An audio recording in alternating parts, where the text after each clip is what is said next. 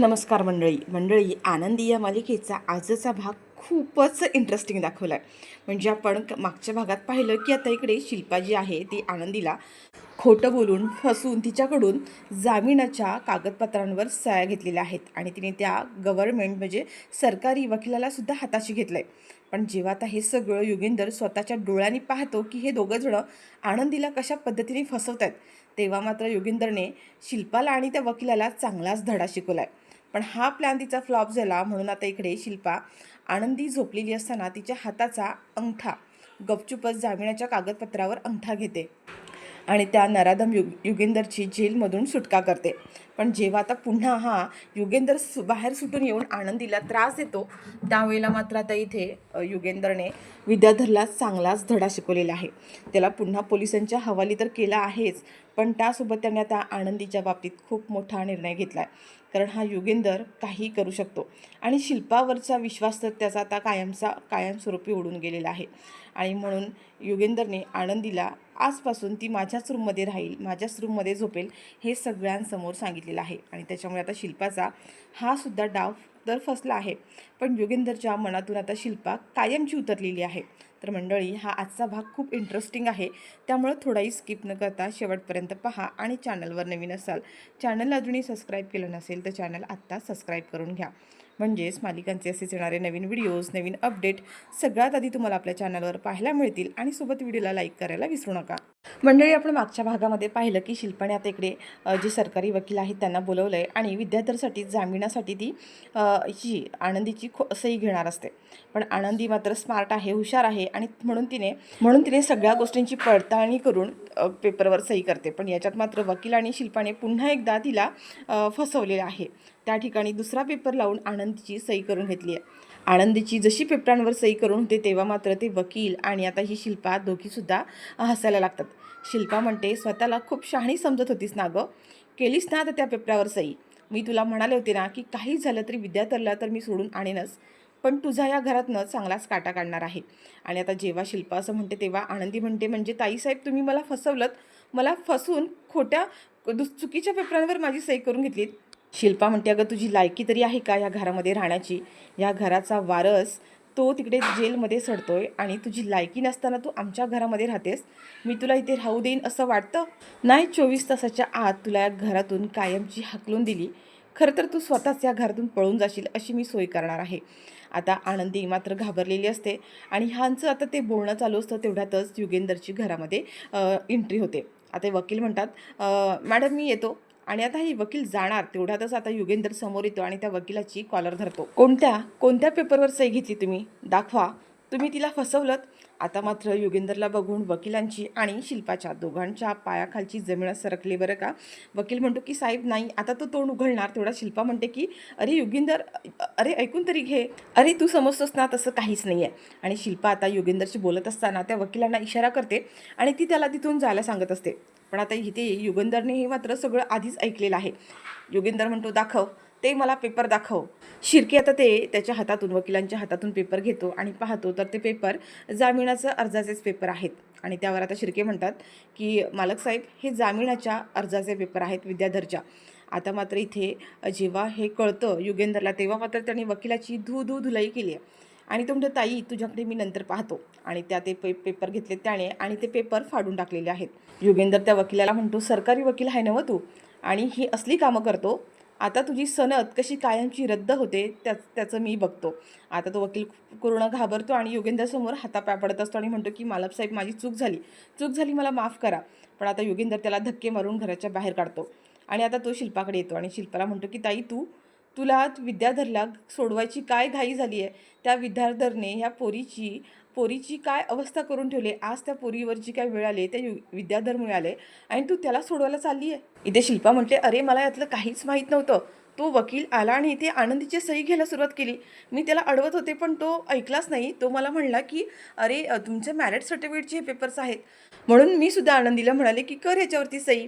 योगेंदर, मला यातलं खरंच काही माहीत नव्हतं की हे विद्याधरला सोडवण्याचे जामिनाचे पेपर्स आहेत म्हणून. आणि त्या आनंदी काही बोलणार तेवढ्यात शिल्पाजी आनंदीला डोळ्याने रोखते आणि तिचं तोंड बंद करते. आणि युगेंदर समोरच ती ही शिल्पा आनंदीला म्हणते, गं आनंदी, असं कुठल्या पण पेपरावर सही नाही करायची. आधी तो पेपर कसला आहे, काय आहे हे समजून घ्यायचं आणि मग पेपरावर सही करायची. आता जर तू ह्या पेपरावर सही केलीस आणि आता केवढा मोठा अनर्थ झाला असता.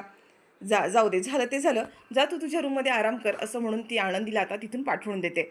युगेंदरसुद्धा आता रूममध्ये निघून जातो. तर शिल्पाचा आता हा पण सुद्धा एवढा मोठा प्लॅन जो केलेला आहे तो प्लॅन फसतो. आणि त्याच्यामुळे शिल्पा म्हणते की युगेंदर तू काही कर, पण मी विद्याधरला बाहेर सोडल्याशिवाय राहणार नाही. कारण जोपर्यंत विद्याधर ह्या घरात परत येत नाही त्याशिवाय ही पोर ह्या घरातनं बाहेर जाणार नाही आहे.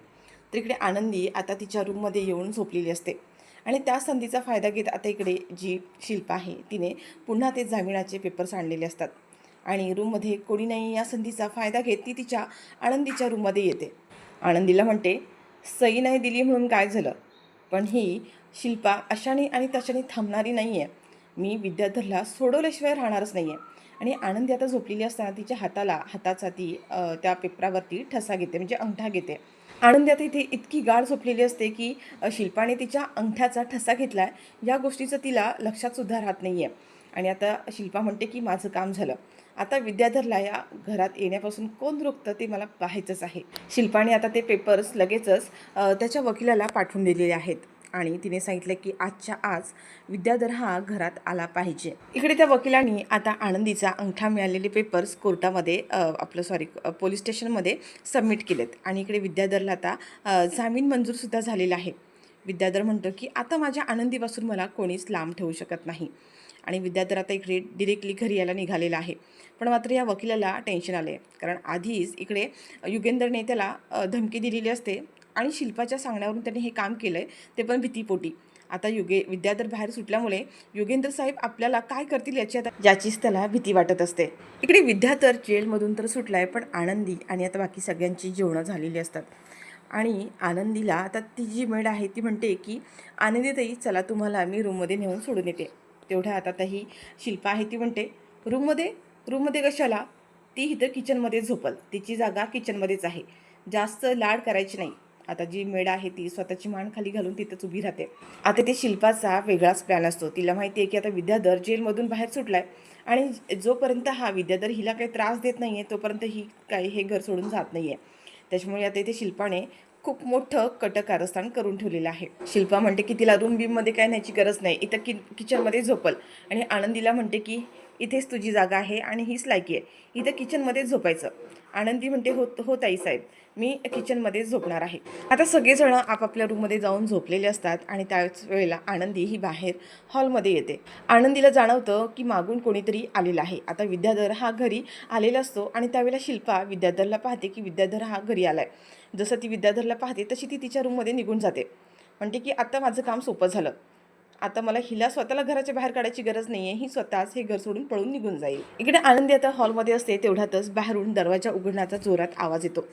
आनंदी म्हणते की कोण आहे, आणि आनंदी आता पुढे येते. समोरून कोणी बोलतच नसतं. तेवढ्यात आनंदीला आता त्या तपकिरीचा, म्हणजे विद्याधर ज्या तपकिरी वापरतो तिचा वास येतो आणि ती म्हणते तर हा तर तपकिरीचा वास आहे आणि तपकिरी तर विद्याधर साहेब. आता मात्र इथे आनंदी घाबरते. तेवढ्यात विद्याधर म्हणतो, अगदी बरोबर ओळखलंस तू, माझा वाससुद्धा अगदी बरोबर ओळखतेस ना, अगदी वासावर ओळखतेस तू मला. आनंदी म्हणते, तुम्ही इथे काय करताय, तुम्ही जेलातनं बाहेर कसे काय सुटलात, तुम्हाला कोणी सोडवलं.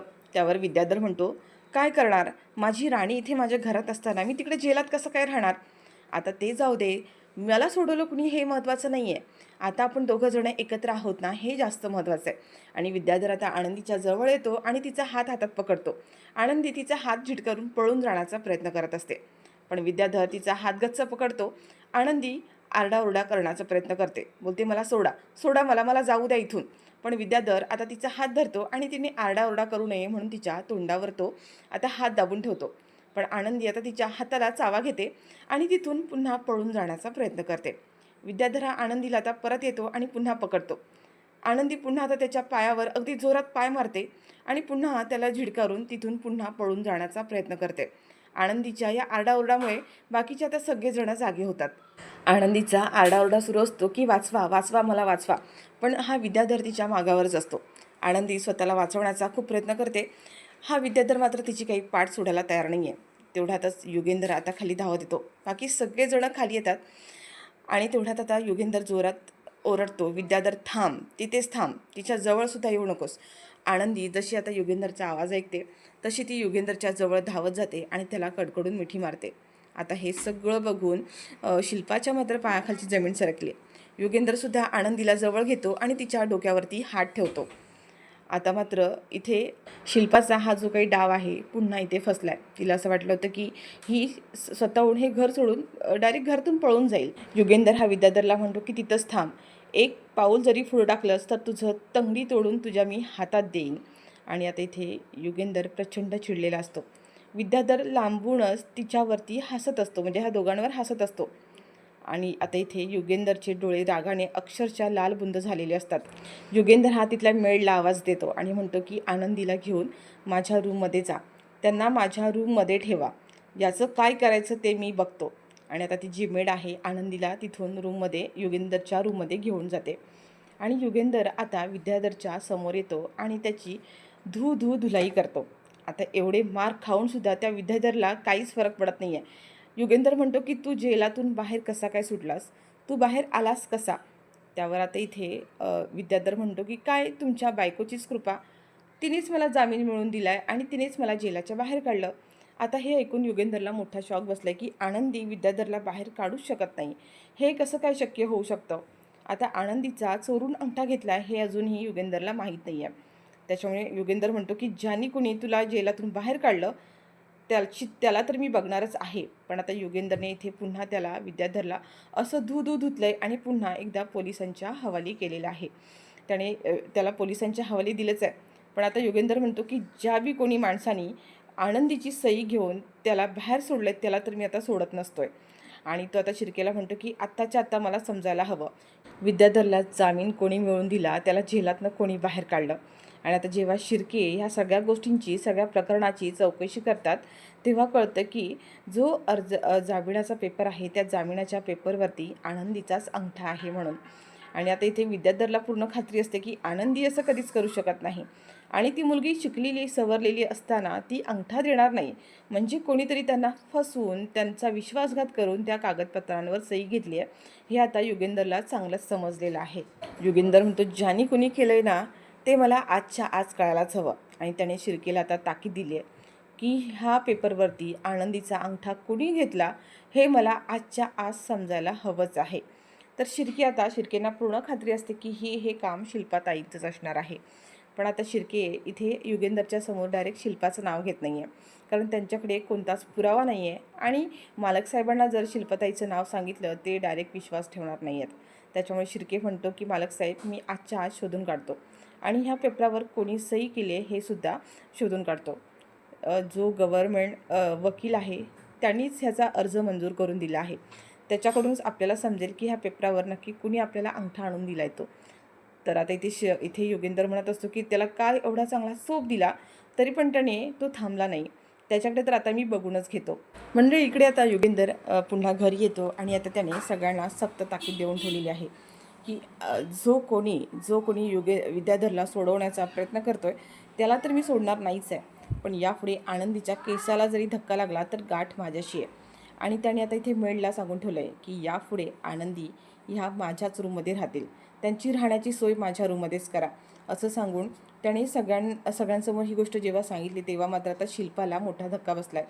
म्हणजे ज्या मुलीला मी घरातून बाहेर काढण्याचा प्रयत्न करते पण हा योगेंदर तिला स्वतःच्याच रूममध्ये घेऊन चालला आहे, म्हणजे तिला मी त्याच्यापासून जितकं लांब करते तितकी ती त्याच्या जवळच चाललेली आहे. आणि आता इथे सगळेच म्हणजे शिल्पाचे जेवढे काही फासे आहेत, जेवढे काही डाव टाकते ना ते सगळे डाव आता तिच्यावरच उलटे पडायला लागलेले आहेत. आता इकडे योगेंदर रूममध्ये येतो आणि आनंदीला म्हणतो की आज जे काही झालं त्यामध्ये त्या समजामध्ये तुमची चूक नाही आहे, मला चांगलंच माहिती आहे, पण तुम्ही आज कोणाला अंगठा दिला होता का. आनंदी म्हणते की नाही, मी अंगठा वगैरे असं कोणालाच दिला नव्हता. त्यावर योगेंदर म्हणत असतात की विद्याधरला जे जामीनपत्र दिलं आहे त्या जामीनपत्रावर तुमचा अंगठा आहे आनंदी. त्यावर आनंदी म्हणते पण मी अशी कोणतीच गोष्ट केली नाही आहे. तेव्हा आता योगेंदर आनंदीचा अंगठा पाहतात तर आनंदीच्या अंगठ्याला शाई लागलेली असते, म्हणजेच हे कुठलं तरी घरच्यांचंच कोणाचं तरी काम आहे हे आता योगेंदरला समजलं आहे. पण आता योगेंदर म्हणतात आनंदी, आपल्यात जरी कोणतंही नातं नसलं काही नसलं तरीसुद्धा आजपासून तुम्ही आपल्याच रूममध्ये राहणार आहात. काय आहे विद्याधरचं काही सांगता येत नाही आहे आणि तुम्ही माझ्याच रूममध्ये सुरक्षित असणार आहात. त्याच्यामुळे आजपासून तुम्ही माझ्याच रूममध्ये राहाल. आणि आता युगेंदर आनंदीला इकडे बेडवरती झोपायला सांगतो आणि स्वतः सोफ्यावर जाऊन झोपणार असतो. पण आनंदी म्हणते, मालक साहेब असं नका करू, मी तिकडे सोफ्यावर झोपते, तुम्ही इकडे बेडवर झोपा. पण आता युगेंदर म्हणतो की नाही, तुम्हाला सोफ्यावर जमणार नाही, तुम्ही इथे बेडवरच झोपा. पण आनंदी आता ऐकतच नसते आणि युगेंदर मात्र आनंदीचं ऐकत नाही आणि तो म्हणतो की तुम्ही आता ऐकणार नाही आहात का. आनंदी घाबरते आणि बेडवर जाऊन झोपते. तर मंडळी, तुम्हाला हा आजचा भाग कसा वाटला कमेंट करून नक्की सांगा. व्हिडिओ आवडल्यास व्हिडिओला लाईक करा, शेअर करा आणि चॅनलवर नवीन असाल, चॅनल अजूनही सबस्क्राईब केलं नसेल तर चॅनल आत्ताच सबस्क्राईब करून घ्या. म्हणजेच मालिकांचे असेच येणारे नवीन व्हिडिओज, नवीन अपडेट्स सगळ्यात आधी तुम्हाला आपल्या चॅनलवर पाहायला मिळतील.